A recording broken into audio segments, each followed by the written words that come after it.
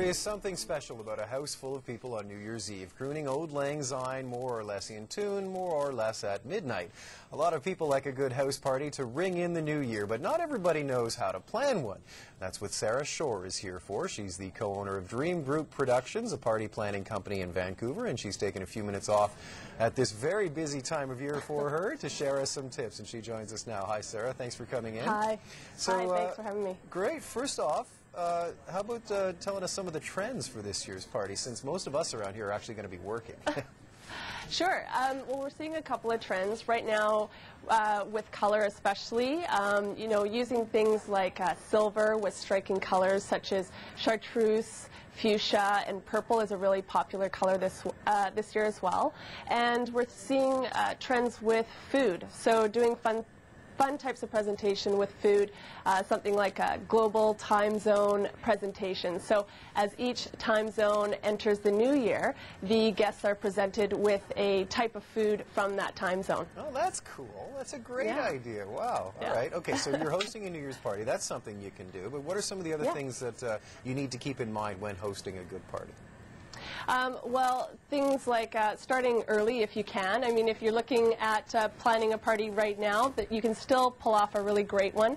Focus on the things such as great foods, simple, easy to prepare food, and having some good drinks. Something easy to do is create a signature cocktail for your guests, a punch. We have a great recipe actually on our blog right now that guests can use. And having some music. If you're planning for right now, just use your iPod and use your favorite playlists as background music.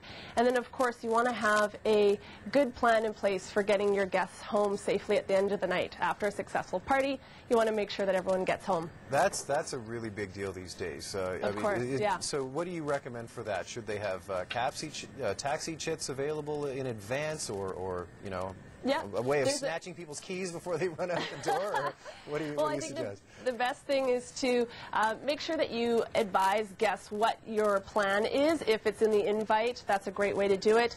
So having taxi vouchers for guests.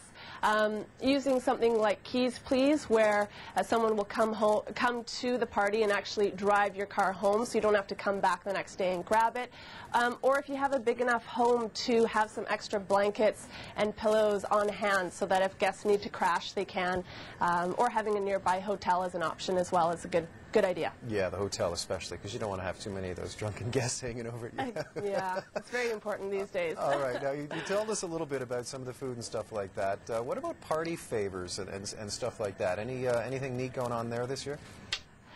Well, there's always the standard poppers and that kind of thing.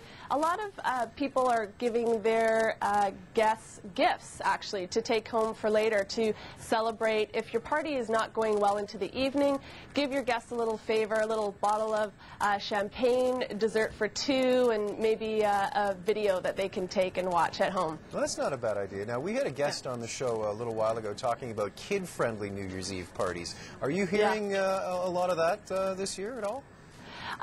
Well, there's always the kid parties that are kid-friendly parties that are happening, and the best way to keep the kids entertained, if you've got adults there, is to have some games that they can play, and of course having a space where the kids can crash. So again, having some pillows and blankets and a space where it's maybe going to be a little quieter for the kids to get some sleep later on in the night is always a great idea. Okay, now music, dancing is all great, but towards the end of the night, the party's kind of dying down a little. Maybe it's not going to, you know, how do you keep it up? How do you keep the energy going to make sure that it's, as good at, at 11 o'clock as it is at 1 o'clock, if you want to keep it up?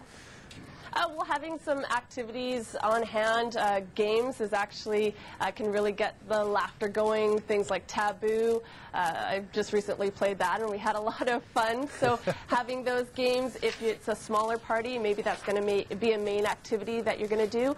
Or maybe if it's a larger party, have some games off in another area of the house where people can go off and play. All good ideas. Very sage advice. Now, the only thing we need to know is how to avoid the kiss from that one person you don't want the kiss from at midnight, right? I'm not sure if you have any thoughts on that, but oh, anyway. Goodness gracious. All right, well, listen, I would take a quick sip of champagne. Yeah, right. Good idea. Okay. Sarah Shore, thanks very much.